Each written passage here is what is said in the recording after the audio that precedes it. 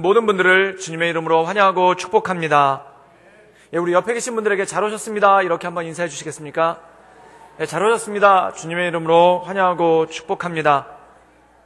지난주에 우리가 부흥의 하나님 앞에 은혜롭게 잘 드렸고요. 그리고 특별히 이번 주에는 선한 사마리아인 나눔 장터가 있습니다. 그래서 금요일과 토요일, 이번 주 금요일과 토요일에 시작이 되게 되는데요. 특별히 금요일 날 아침 10시에 함께 봉사하시는 분들, 또한 함께 참여하시는 분들이 함께 모여서 하나님 앞에 예배드리고 또한 선한 사마리아인 나눔 장터를 시작하게 됩니다. 그래서 우리 성도님들 함께 오셔서 기도해 주시고 함께 예배함을 통해서 이 일들이 잘 이루어질 수 있도록 함께 기도함으로 주 앞에 나가는 그런 귀한 시간 되기를 바랍니다.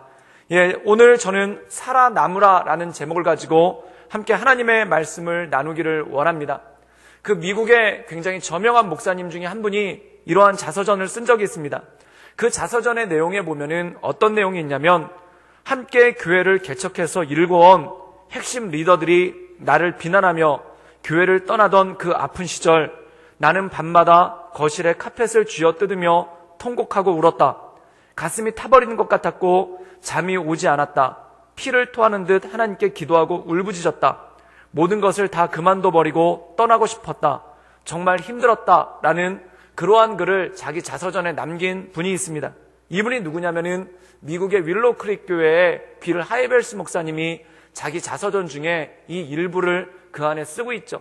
그런데 이분이 이것이 괴로운 걸로 끝난 게 아니라 극심한 우울증이 시달려서 지금까지도 그 정신병원을 다니면서 우울증 약을 받고 정기적으로 치료를 받는 그러한 일들이 있다고 합니다. 그래서 이분이 강단에서 선포하고 또한 굉장히 많은 사람들을 전도하고 하나님께로 인도했지만, 이분 마음 가운데 가슴이 아프고 힘들었던 것 중에 하나가 교회를 처음에 개척했던 멤버들이 자기를 비난하고 그리고 떠났을 때 그것이 가장 가슴이 아팠고, 또한 그것이 문득문득 떠오를 때마다 견딜 수 없어서 약에 의존하는 그러한 모습도 있었다라고 합니다.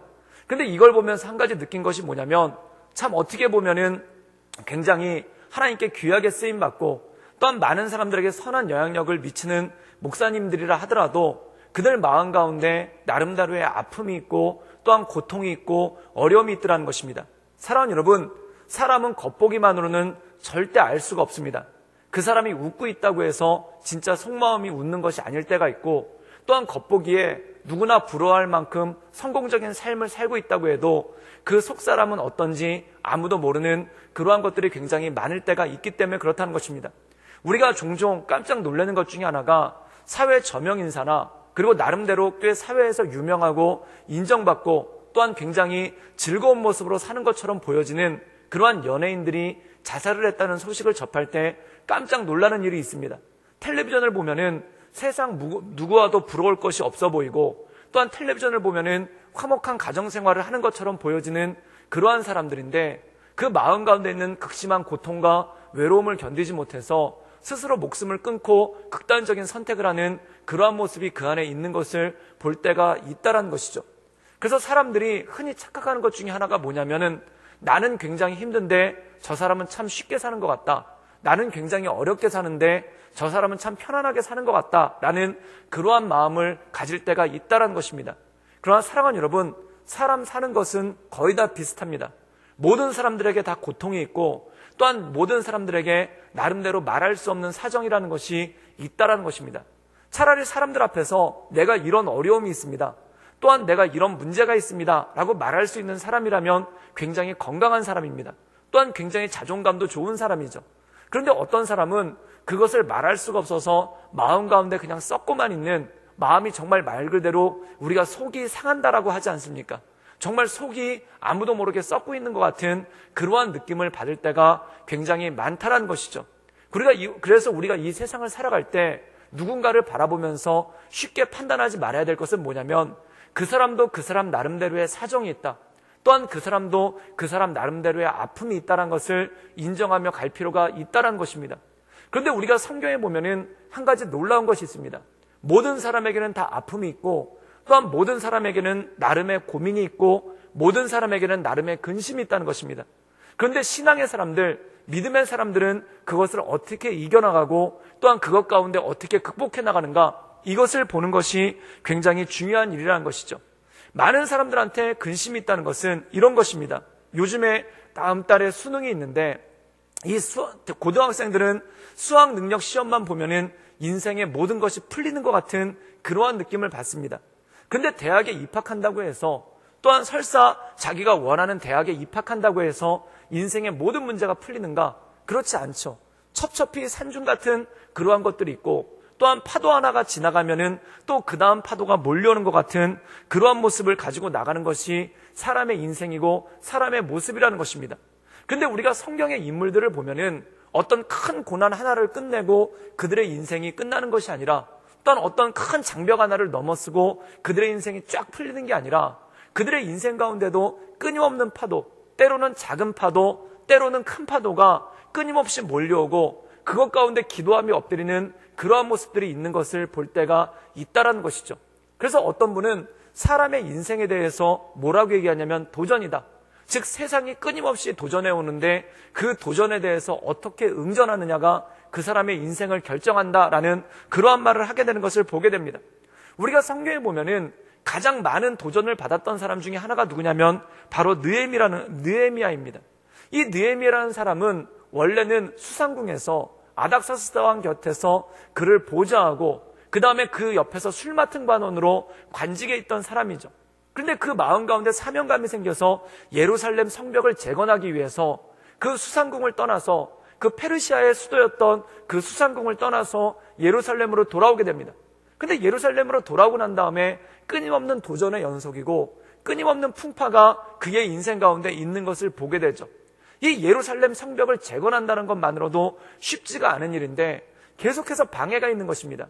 그 대표적인 방해가 뭐냐면 바로 윗지방에 있는 사마리아 총독인 산발락과 또한 그 측근에서 보좌하고 있는 도비아라는 사람이 군사적인 위협을 계속해서 해오는 거예요. 사랑하는 여러분, 성벽을 완공하고 짓는다는 것만으로도 얼마나 힘들고 어려운 일입니까? 그런데 이 이스라엘 백성들이 성벽을 지으면서 절반은 성벽을 짓고 또한 절반은 무기를 들고 이것을 지키면서 성벽을 지어야 되는 어려운 가운데 빠져드는 것입니다. 그래서 이 파도가 하나 지나가는가 싶었더니 또 어떤 파도가 불어오기 시작하냐면은 이스라엘 백성들 내부에서 분열이 오기 시작합니다. 그 분열이 얼마나 극심했냐면은 귀족계층, 지도층이라고 할 수 있는 귀족계층과 평민이라고 할 수 있는 평민들 간의 반목과 갈등이 생기기 시작한 거예요. 그래서 양쪽이 서로 일하던 손을 놓고 서로 으르렁거리면서 대적하는 그러한 상황이 생기기 시작합니다. 그때 느헤미야가 자신의 모든 재산을 팔아서 평민들한테 나누어주고 또한 귀족들한테 가서 눈물로 호소하면서 이 성벽이 완공돼야 된다라는 것을 호소하게 됩니다. 그래서 또 성벽을 짓기 시작하는데 가만히 있다 싶었던 산발락과 도비아가 또 도발을 해옵니다. 그런데 이번에 도발은 군사적인 도발이 아니라 뭘로 도발을 해오냐면 유언비어를 퍼뜨리는 거예요. 그 유언비어를 퍼뜨리는 내용이 뭐냐면 이 느헤미야가 예루살렘 성벽을 이렇게 서둘러서 지으려는 이유는 뭐냐면 자기 나라를 가지려고 한다. 즉 반역을 저지르려고 한다라는 그러한 루머를 계속해서 퍼뜨린다는 겁니다. 그래서 유대인들 가운데 어떤 동요가 일어나기 시작했냐면은 이 예루살렘 성벽을 완공하게 되면은 느헤미야가 반역을 저지르고 그리고 느헤미야가 반역을 저지르면은 페르시아에서 군대가 와서 우리를 다 죽일지도 모른다라는 그러한 공포감이 사람들 사이에 떠돌기 시작하는 그러한 일들이 생겼다는 것입니다. 그런데 그때 느헤미야가 어떻게 했냐면 하나님께 엎드려 울고 하나님께 엎드려 나가는 그러한 모습이 있게 됩니다. 사랑하는 여러분, 느헤미야가 예루살렘에 와서 그런 일들을 겪었을 때 마음 가운데 얼마나 많은 자괴감이 있었겠습니까? 그 자괴감 중에 하나가 뭐냐면은 내가 괜히 수상궁을 떠났나? 내가 그냥 궁궐에서 편안하게 관직에 있으면서 아닥사스다 왕 술 맡은 관원으로서 평생을 보내면은 평생 편안하게 살 수 있고 평생 안락하게 살 수 있는데 내가 괜히 예루살렘에 왔나? 괜히 예루살렘에 와가지고 이 어려움을 겪고 괜히 예루살렘에 와서 이런 위협을 당하고 괜히 예루살렘에 와서 이런 오해를 받는가라는 그러한 자괴감이 사람들 마음 가운데 들 때가 있다라는 것입니다. 사랑하는 여러분, 사람이라는 것은 그렇습니다. 지금 현재가 힘들면은 그 힘든 현재 때문에 무엇을 기억하게 되냐면 과거에 대한 후회가 끊임없이 몰려오기 시작한다는 것입니다. 예를 들어서 교회에서 직분을 맡아가지고 직분을 감당하다가 어려움이 왔습니다. 그럼 마음 가운데 가장 먼저 드는 생각은 뭐냐면 괜히 이 직분 맡았나? 괜히 내가 이걸 하자고 그랬나? 내가 괜히 이것을 시작했나? 라는 그러한 자괴감이 마음 가운데 끊임없이 오기 시작하고 이러한 후회감이 오기 시작하면은 인생이 무겁고 또한 현재를 감당할 수 없는 무거운 가운데 있는 것을 볼 때가 있다라는 것이죠. 그런데 이 느헤미야 역시 그러한 자괴감을 느끼기에 충분한 상황이었다는 것입니다. 내가 괜히 페르시아의 수도 수상궁을 떠나서 이 첩첩산중이고 이 오지인 예루살렘까지 와서 성벽을 짓는데 이렇게 끊임없이 비난당하고 이렇게 끊임없이 오해받고 이렇게 끊임없이 고난을 받는다면 내가 괜히 온 것이 아닌가라는 그런 자괴감이 들고 마음 가운데 낙심이 오겠죠. 근데 느헤미야는 이것을 어떻게 이겨냈냐면 하나님 앞에 엎드려 간구하며 주님 내 기도를 들으소서, 주님 내 마음의 소원을 들으소서, 그리고 나를 붙잡아 주소서라는 기도를 통해서 그가 기도하며 나가며 엎드렸다는 것입니다. 사랑하는 여러분, 사람은 현재가 힘들면 과거가 후회스럽기 시작합니다. 만약에 요즘 인생을 살아가시면서 또한 요즘 삶을 살아가시면서 끊임없이 밀려오는 후회 때문에 마음 가운데 자괴감이 들고 또한 마음 가운데 여러 가지 상황과 힘듦이 있다면 사랑하는 여러분, 하나님 앞에 온전함으로 기도하며 주 앞에 나감으로 새 힘을 얻을 수 있기를 주님의 이름으로 축원합니다. 그것이 우리에게 주어진 이 거센 파도라는 끊임없이 밀려오는 파도와 같은 이 세상을 극복해 나가고 이겨나갈 수 있는 힘과 능력이 거기서 온다라는 것입니다. 오늘 말씀 가운데 보면은 이 느헤미야 못지않게 큰 고난 가운데 빠진 사람이 있습니다. 그 큰 고난 가운데 빠진 사람이 누구인가? 바로 다윗이라는 것이죠. 그렇다면 오늘 이 다윗의 삶을 통해 그리고 다윗이 겪고 있는 이 모든 문제들을 통해 하나님께서 우리에게 주시는 말씀이 무엇인지 우리가 이것을 함께 누리며 하나님의 은혜 가운데 나가는 귀한 시간 되기를 주님의 이름으로 축원합니다. 오늘 말씀과 오늘 사무엘상 21장 10절에서 12절까지의 말씀을 우리가 함께 나누도록 하겠습니다. 우리 다 같이 읽겠습니다. 시작. 그날에 다윗이 사울을 두려워하여 일어나 도망하여 가드왕 아기스에게로 가니 아기스의 신하들이 아기스에게 말하되 이는 그 땅의 왕 다윗이 아니니까 무리가 춤추며 이 사람의 일을 노래하여 이르되 사울이 죽인 자는 천천히요 다윗은 만만히로다 하지 아니었나이까 한지라. 다윗이 이 말을 그의 마음에 두고 가드왕 아기스를 심히 두려워하여. 오늘 말씀 가운데 보면은 다윗의 마음에 대해서 표현하기를 두렵다는 단어가 2번이 나옵니다. 우리가 사무엘상 21장 10절에 보면은 다윗이 사울을 두려워하였다라는 말씀이 나오고 사무엘상 21장 12절에 보면은 다윗이 가드왕 아기스를 심히 두려워하였다라는 말씀이 나옵니다. 사랑하는 여러분, 이 사울과 아기스는 누구입니까? 사울은 이스라엘의 왕이고 그리고 아기스는 이스라엘과 국경을 맞대고 있는 블레셋의 왕입니다. 그런데 오늘 말씀 가운데 보면은 다윗이 사울을 심히 두려워하여서 도망치게 됩니다. 그 도망치게 된 이유는 무엇입니까? 이 사울이 다윗을 죽이기로 작정한 겁니다. 사랑하는 여러분, 사람이 뭔가를 잘못했기 때문에 누군가가 나를 싫어한다면은 그것을 해결할 방법이 있습니다. 그게 뭐냐면 사과하면 되는 거예요. 가서 잘못했다고 그러고 그때 내가 실수했다고 그러고 내가 잘못했다라고 얘기하면은 그것이 풀릴 가능성이 있습니다. 그런데 문제는 뭐냐면 지금 다윗은 사울한테 자기가 뭘 잘못했는지를 모르겠는 거예요. 실제로 성경을 읽어보십시오. 다윗이 사울에게 잘못한 것이 무엇이 있겠습니까? 그런데 사울은 다윗을 죽이려고 합니다. 그러면 사울이 다윗을 싫어하는 이유는 뭐냐면은 딱 하나입니다. 다윗의 존재 자체가 싫다라는 것입니다. 사랑하는 여러분, 사람이 살아가면서 누군가에게 미움을 받을 때 이거만큼 힘들고 이거만큼 어려운 게 없다라는 것입니다. 예를 들어서 내가 뭔가 실수를 하고 또한 내가 뭔가 잘못을 했기 때문에 또는 그 사람과 의견이 충돌했기 때문에 그 사람이 나를 싫어한다. 그러면은 내가 양보해주면 해결이 되는 것이고 또한 잘못했다라고 사과를 하면은 해결이 되는 겁니다.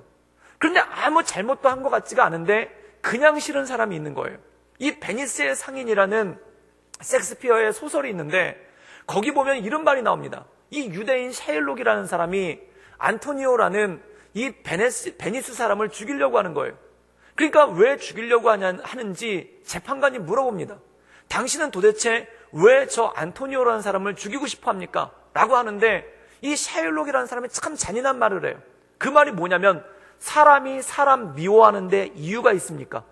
딱 이 한마디라는 겁니다. 그런데 사랑하는 여러분, 우리가 세상 살아가다 보면은 진짜 그 말이 맞을 때가 있습니다.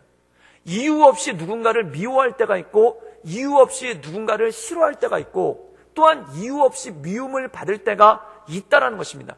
물론 사람은 미워하고 난 다음에 그 다음에 이유를 찾습니다.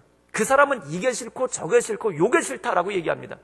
그런데 그게 싫은 이유가 뭐냐면은 그 사람이 밉기 때문에 그냥 싫은 것이지. 그래서 우리나라 속담 가운데 보면은 어떤 말이 있냐면은, 굉장히 죄송한 말입니다만은, 며느리는 밥만 먹어도 싫다라는 그런 말이 있습니다. 이게 뭐냐면, 물론 우리 구덕교회는 그런 일이 전혀 없을 줄 믿습니다.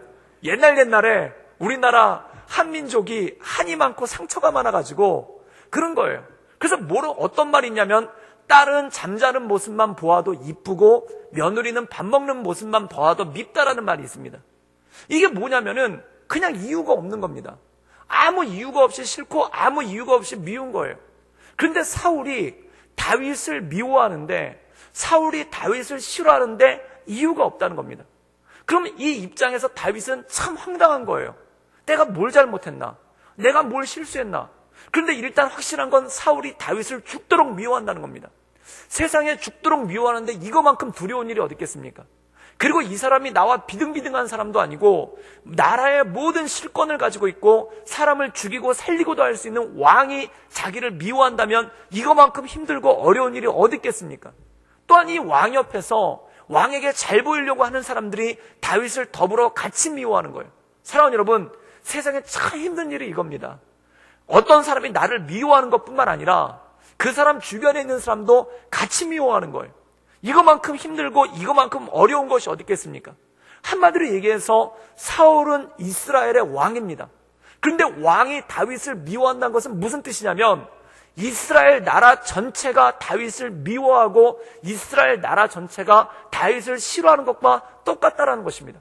사랑하는 여러분, 그래서 다윗이 이스라엘에서 살 수가 없는 거예요. 그래서 그의 마음 가운데 두려움을 가지고 피했는데, 어디로 피했는가? 블레셋으로 피했다는 것입니다. 그런데 블레셋에서 피했는데 여기서도 문제가 나오는 거예요. 그 문제가 뭐냐면, 마치 사자한테 쫓기다가 너무 다급한 나머지 호랑이 굴로 들어간 거랑 똑같다는 것입니다. 이 말씀 가운데 보면은 이 아기스라는 사람이, 블레셋 왕이 다윗을 죽이려고 하는 거예요. 즉 이러지도 못하고 저러지도 못한 상황이죠. 이스라엘에서는 사울에게 미움을 받아서 도망쳐 나왔고, 기껏 도망쳐서 블레셋으로 갔더니 블레셋 왕 아기스가 자기를 죽이려고 하는 그런 마음 가운데 있다는 겁니다. 이것은 무엇입니까? 이쪽으로 가도 두렵고 저쪽으로 가도 두렵고, 오른쪽으로 가도 힘들고 왼쪽으로 가도 힘든, 이러지도 못하고 저러지도 못하는 상황이 그 삶 가운데 벌어지게 되었다는 것입니다. 그렇다면 사랑하는 여러분, 다윗이 사울에게도 미움받고 또한 아기스에게도 미움받아서 죽게 된 상황이 무엇입니까? 노래 때문에 그렇다는 거예요. 그런데 그 노래가 뭐냐면, 다윗이 죽인 자는 만만이요 사울이 죽인 자는 천천히로다라는 그러한 노래가 있다는 겁니다. 그럼 이 노래가 나오게 된 배경은 무엇일까요? 다윗이 골리앗을 죽였을 때, 다윗이 골리앗을 물맷돌로 죽였을 때 그것 때문에 생긴 노래가 사울이 죽인 자는 천천히요 다윗이 죽인 자는 만만히로다 라는 노래가 나왔다는 겁니다. 사랑하는 여러분, 그렇다면 한번 생각해 보십시오. 다윗이 골리앗을 죽인 것은 잘못한 일입니까? 다윗이 골리앗을 죽인 것은 실수한 일입니까? 절대 그렇지 않습니다. 하나님의 말씀에 따라서, 하나님의 뜻에 따라서 하나님과 하나님의 백성을 모욕하는 골리앗을 이 다윗이 뜨거운 마음을 가지고, 하나님을 사랑하는 마음을 가지고 그와 대적해서 싸워서 이겨서 그를 죽이지 않았습니까? 그런데 문제는 뭐냐면, 골리앗을 죽인 문제로 인해서 사울에게 미움을 받고, 또한 골리앗을 죽인 문제로 인해서 블레셋 왕 아기스에게 미움을 받아서 죽게끔 생긴 상황이 이 상황 가운데 벌어진다는 것입니다. 그럼 사랑하는 여러분, 사람의 마음 가운데 그 다음 밀려오는 것은 무엇입니까? 후회라는 것입니다. 그 후회가 뭘까요? 내가 괜히 골리앗을 죽였나 보다. 그때 골리앗이 난리치고 있을 때, 그때 골리앗이 와가지고 하나님의 이름을 모욕하고 이스라엘 백성들을 모욕하고 있을 때 내가 그때 가만히 있을 걸, 내가 아무 짓도 하지 말고 그냥 가만히 있을 걸, 왜 괜히 앞에 나서서 골리앗을 죽였다가 이렇게 죽지도 못하고 살지도 못하는 어려움을 겪게 되는가라는 그러한 자괴감이 들지 않겠습니까? 그럼 거기서 또 들어가는 게 이거예요. 왜 그때 내가 기름 부음을 받았던가? 그때 사무엘이 와가지고 나한테 기름 부음을 줬을 때 왜 내가 그거를 받았던가? 사랑하는 여러분, 사람이 뭔가 문제가 생기면 그 문제가 좋고 나쁨을 떠나서 그 문제의 어렵고 힘듦 때문에 마음 가운데 몰려오는 것이 뭐냐면 후회를 하기 시작한다는 겁니다. 내가 괜히 이렇게 했는가?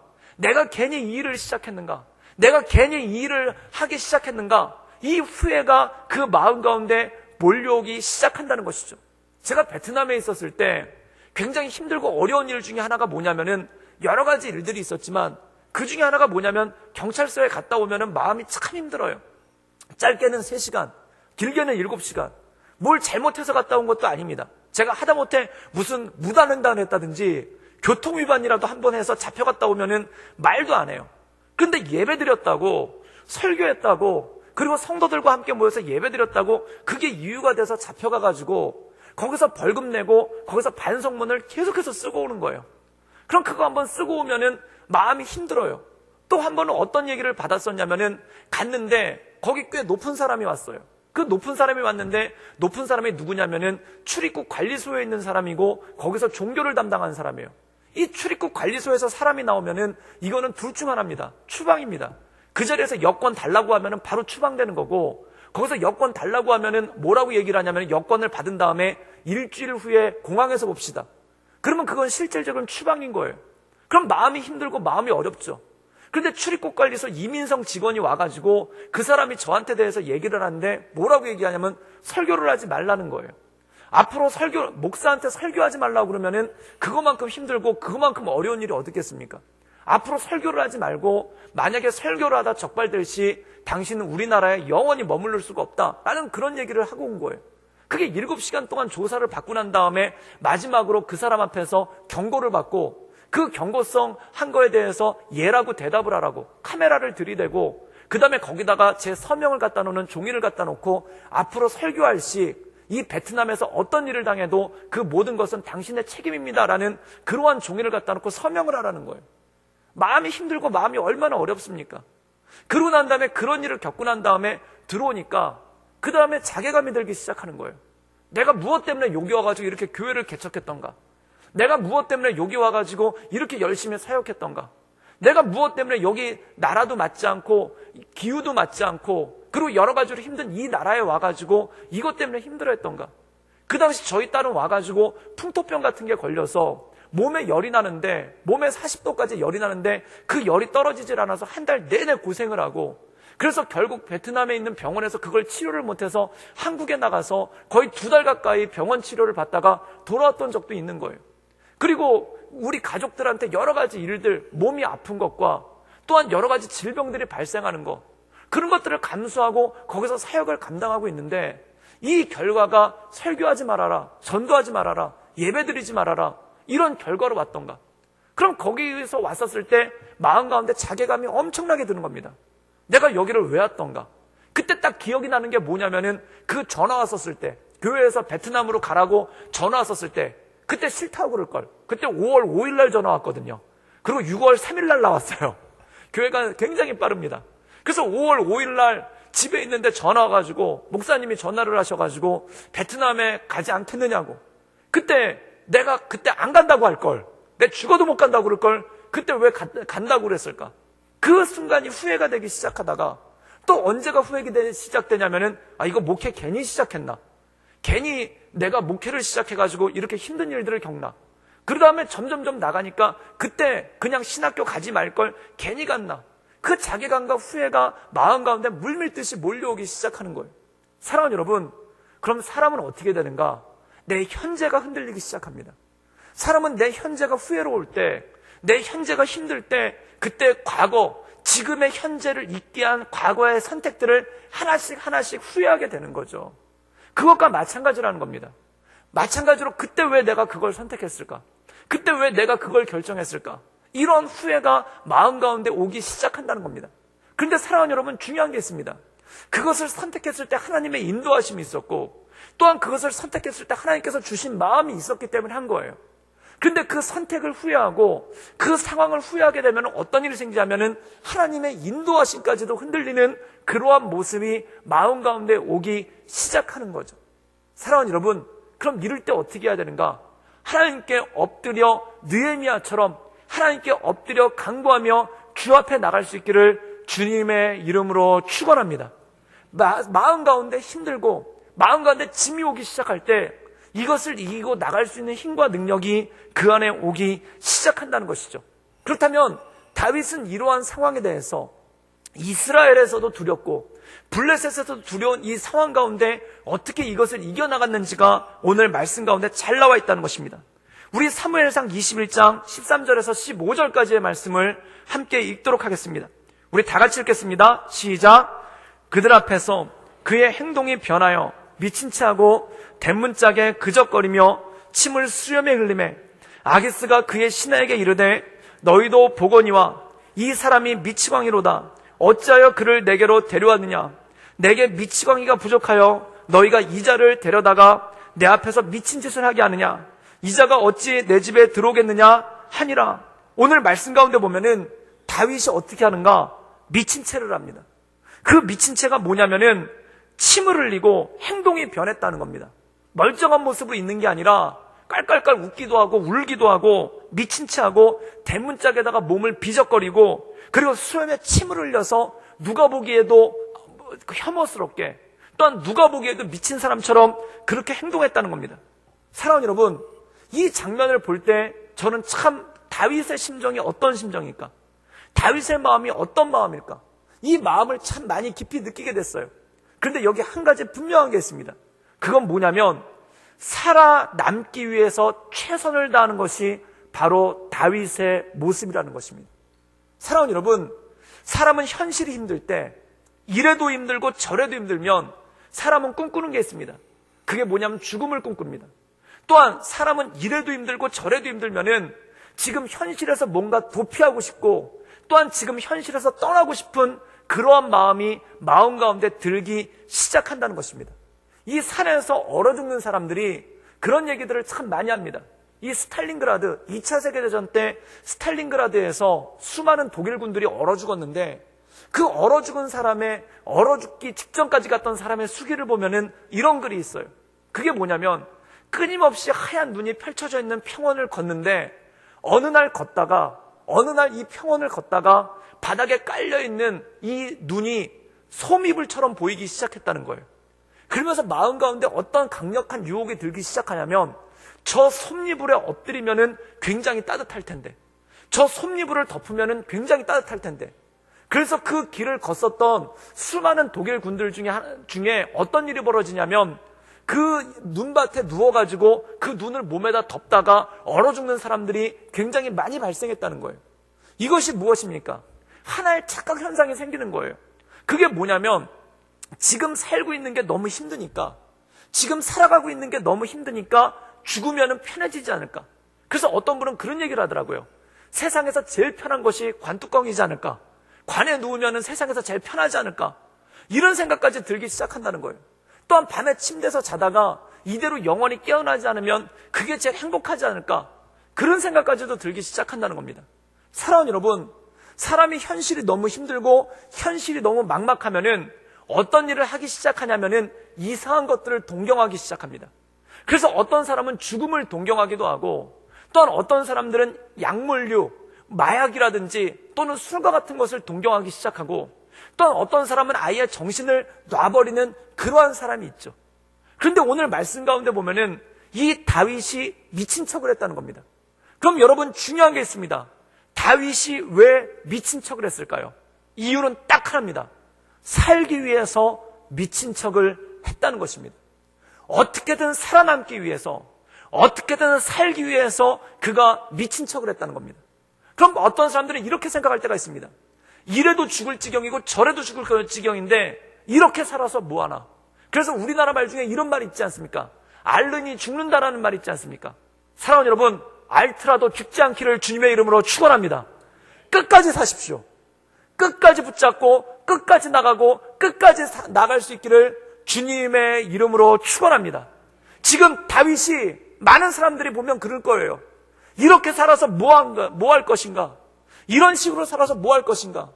여기서도 죽을 위기고 저기서도 죽을 위기고, 여기서도 미움받고 저기서도 미움받고, 여기서도 할 수 있는 것이 아무것도 없고 저기서도 할 수 없는 것이 아무것도 없고, 여기서도 환영받지 못하고 저기서도 환영받지 못하고, 그런데 그렇게 살아서 뭐 할 것인가?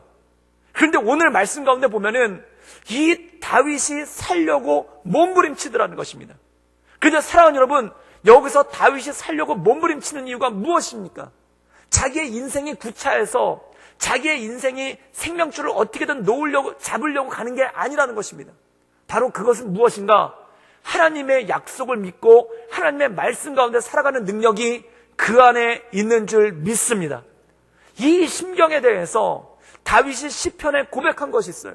그 고백이 뭐냐면, 내가 사망의 음침한 골짜기를 다닐지라도 해를 두려워하지 않을 것은 주께서 나와 함께 하심이라. 주의 지팡이와 막대기가 나를 안위하시나이다. 사랑하는 여러분, 이런 사망의 골짜기가 어디 있습니까? 한쪽 절벽에서는 사울이 으르렁거리고 기다리고 있고, 이쪽 절벽에서는 아기스가 으르렁거리고 기다리는 그 가운데 길을 걸어가고 있는 거예요. 그런데 이 사람이 이 가운데 길에서 살아남기 위해서 미친 척을 하고 살아남기 위해서 발버둥을 치는 이유가 무엇이겠습니까? 그의 마음 가운데 하나님께서 주신 사명이 있고 하나님께서 주신 믿음이 있는 줄 믿습니다. 그 믿음이 무엇인가? 주께서 나를 이대로 내버려 두시지 않을 것이다. 주께서 내 인생을 여기서 이렇게 끝나게 하지 않을 것이다.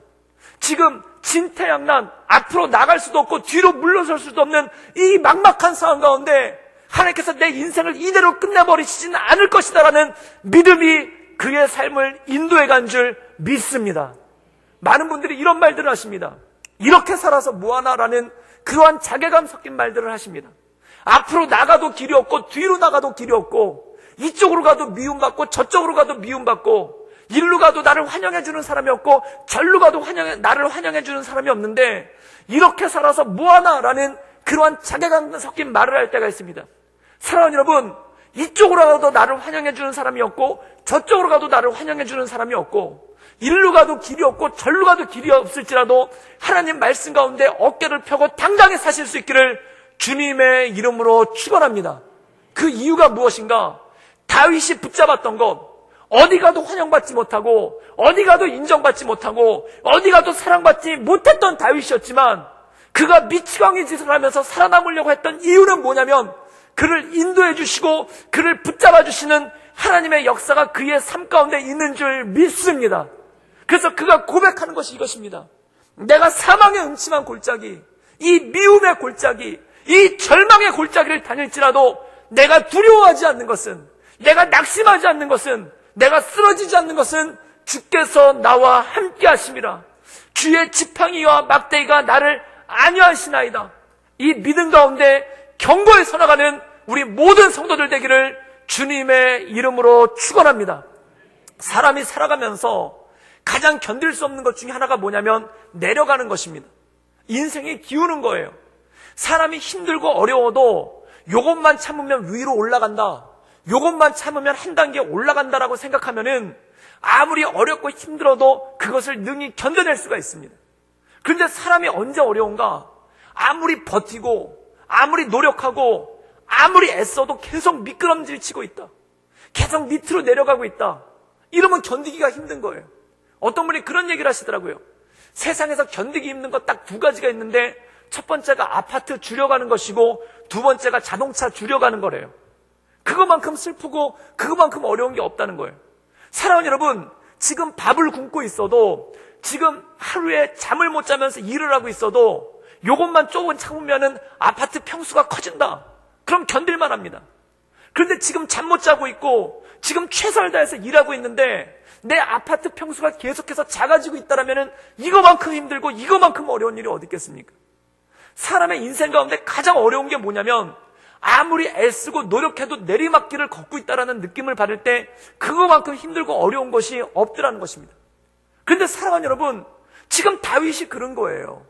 이렇게 가도 막막하고 저렇게 가도 막막하고, 이렇게 가도 환영해주는 사람 없고 저렇게 가도 환영해주는 사람 없는 그 인생의 내리막 가운데 골리앗을 죽이고 나서 인생의 정점에 오른 다음에 그 다음부터 끊임없는 내리막, 그 끝을 알 수 없는 내리막으로 계속 내려가고 있는 이 상황 가운데 그가 어떻게든 살아보려고 하고 어떻게든 이겨나가려고 하고 어떻게든 그것을 극복하려는 그 마음 가운데 살아가는 모습이 이 안에 있다라는 것입니다. 사랑하는 여러분, 이 모습에 대해서 에스겔서는 이렇게 말씀하고 있습니다. 우리 에스겔서 16장 6절의 말씀을 한번 읽도록 하겠습니다. 다 같이 읽겠습니다. 시작. 내가 내 곁으로 지나갈 때 내가 피투성이가 되어 발짓하는 것을 보고 내게 이르기를 너는 피투성이라도 살라. 다시 이르기를 너는 피투기성이라도 살라 하고, 사랑하는 여러분, 피투성이라도 살 수 있기를 주님의 이름으로 축원합니다. 우리에게 하나님께서 주신 사명이 있습니다. 어떻게든 사는 겁니다. 사랑하는 여러분, 어떻게든 살아갈 수 있기를 주님의 이름으로 축원합니다. 다윗의 사명이 그거였다는 겁니다. 어떻게든 사는 것입니다. 그럼 어떻게든 살 때 어떤 일이 있는가? 하나님께서 그를 인도해 주시고 그를 붙잡아 주시는 하나님의 역사가 그 가운데 있다라는 것이죠. 우리에게는 사명이 딱 하나입니다. 뭔가를 해내는 것, 뭔가를 이뤄내는 것, 또한 뭔가를 성취해내는 것, 그것은 하나님의 하실 일입니다. 잠언에 보면 이런 말씀이 있습니다. 너의 행사를 여호와께 맡기라. 너의 경영하는 것을 하나님께서 이루시리라. 이루시고 성취하는 것은 하나님의 몫인 줄 믿습니다. 그럼 내 몫은 무엇인가? 살아남는 거예요. 어떻게든 살아남는 거예요. 사랑하는 여러분, 어떻게든 살아계실 수 있기를 주님의 이름으로 축원합니다. 아무 희망이 보이지 않아도, 아무 길이 보이지 않아도, 어디로 가도 환영받지 못하고, 어디로 가도 인정받지 못하고, 어디로 가도 칭찬받지 못하고, 어디로 가도 이렇게 살아서 뭐하느냐라는 그러한 자괴감이 들어도 살아남을 수 있기를 주님의 이름으로 축원합니다. 그 대표적인 사람이 모세 아닙니까? 모세는 40을 정점을 해서 그의 인생이 기울기 시작합니다. 끝도 없이 기울기 시작하는 거예요. 이집트의 왕자의 신분으로 있다가 그의 인생이 기울기 시작하는데 끝도 없이 기우는 거예요. 그런데 놀라운 일이 있습니다. 그가 끝도 없이 기울어도 나이 80 넘은 나이에 자기 양 한 마리도 없어 장인 집에서 양을 치고 있는 양치기 노인으로 40평생을 살았어도 그가 살아남았기 때문에 하나님의 역사가 그에게 이루어진 줄 믿습니다. 어느 순간 하나님이 찾아오시는 거예요. 내 인생 가운데 이쪽으로 가도 강야, 저쪽으로 가도 강야, 이쪽으로 가도 환영받지 못하고 저쪽으로 가도 환영받지 못하는 아무 소망이 없는 상황 가운데, 그 광야 같은 상황 가운데 홀로 남아있을 때 어떤 일이 생기는가? 떨기나무 가운데서 하나님의 역사가 그 가운데 나타나기 시작한다는 것입니다. 사랑하는 여러분, 여러분을 통해 하나님의 그런 놀라운 역사가 일어나기를 주님의 이름으로 축원합니다. 나는 약합니다. 나는 미약합니다. 나는 어디 가도 환영받지 못합니다. 나는 어디 가도 인정받지 못합니다. 그러나 나를 통해 역사하실 주님. 그래서 다윗은 이렇게 고백합니다. 주께서 어느 날 원수의 목전에서 내 머리에 기름을 바르시고 내게 상을 베푸시니 내 잔이 넘치나이다. 그리고 그가 뭐라고 고백하냐면 주께서 자신의 영원한 집으로, 하나님의 영원한 집으로 나를 인도하실 것입니다. 그러면 인도하고 역사하신 것은 하나님의 일인 줄 믿습니다. 그럼 내일은 뭔가? 살아남는 거예요. 살아있는 거예요. 계속해서 살아있는 거예요. 사랑하는 여러분, 하나님의 은혜 가운데 날마다 승리함으로 하나님의 말씀 가운데 온전함으로 나갈 수 있기를 주님의 이름으로 축원합니다. 그게 우리의 몫입니다. 주님은 우리에게 이렇게 말씀하시는 것입니다. 너는 살아만 있어라. 너는 피투성이라도 살아만 있어라. 너는 피투성이라도 그 자리에 있기만 하여라. 그 모든 것 가운데 하나님께서 역사하시고 인도해 주실 줄 믿습니다. 그것만을 바라보며, 하나님만을 바라보며 하나님을 찬양하는 사람, 하나님의 인도하신 가운데 서는 사람, 그것이 바로 하나님의 사람인 줄 믿습니다. 사랑하는 여러분, 오래 사시기를 주님의 이름으로 축원합니다. 끝까지 사십시오. 호흡 있을 때까지, 나에게 한 호흡이 있을 때까지, 그 호흡까지 끝까지 사십시오. 그때 어떤 일이 생기는가? 내 남아있는 한 호흡까지도 역사하시고 붙잡아 주시는 하나님의 역사가 그 가운데 있는 줄 믿습니다. 성경에 보면은 저는 참 감동받는 것이 이거예요. 누가복음 마지막 절에 누가복음에 예수님께서 십자가에 달리셨을 때 십자가 양옆에 두 죄인이 있습니다. 근데 한 죄인은 자신의 죽어가는, 십자가에서 헐떡거리면서 죽어가는 그 마지막 호흡으로 뭘 했냐면 예수님을 저주했어요. 네가 메시아거든 왜 너를 구원하지 못하느냐. 빈정거리면서 죽는 날까지 마지막 호흡까지 예수님 저주하고 인생을 그렇게 살다 끝낸 거예요.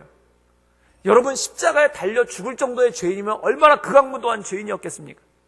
그런데 다른 쪽에 있었던 죄인은 그의 마지막 호흡으로, 그 끝까지 남아있는 그 헐떡거리는 호흡으로 딱 한마디를 했습니다. 그게 뭐냐면, 하나님의 나라가 임하실 때, 주께서 주의 나라에 계실 때 저를 기억해 주십시오. 그 끝까지 남아있는 마지막 한마디 호흡으로, 그 헐떡거리는 마지막 한숨으로 하나님께 나가며 하나님께 간구했다는 것이죠.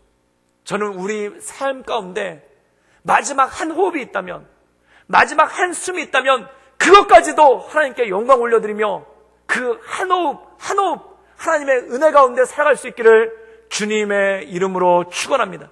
그것이 바로 우리에게 주신 사명이고 우리에게 주신 삶의 길인 것이죠.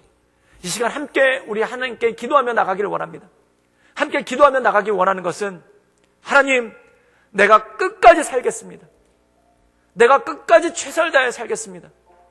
내 삶이 어느 곳에서도 환영받지 못하고, 또한 어느 곳에서도 인정받지 못하고, 또한 내 삶이 사방에 우겨쌈을 당하고 사방이 막혀있는 것 같을지라도, 또한 내 인생 가운데 어떠한 소망이 보이지 않을지라도, 또한 내 인생이 피투성이의 피범벅과 같은 인생이라도 하나님, 내가 끝까지 살 수 있도록 주님 나를 붙잡아 주시고 주님 나를 인도하여 주시고 하나님의 은혜 가운데 거하게 하여 주시옵소서.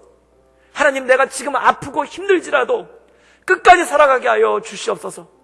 또한 내 손에 쥔 것이 아무것도 없어서 내 삶 가운데 아무런 소망이 없을지라도 내가 끝까지 살아가게 하시며, 이루시는 분은 하나님, 역사하시는 분은 하나님, 인도하시는 분은 하나님이오니 그 하나님만 바라보며 내가 내 삶 가운데 마지막 한 호흡까지 최선을 다해 살 수 있도록 주여 나를 도와주시고 내 가운데 역사하여 주시옵소서. 주님 인도하여 주시옵소서. 우리 다 같이 간절한 마음으로 하나님께 기도하며 나아가겠습니다. 함께 기도하시겠습니다. 늘어지는 살수 역사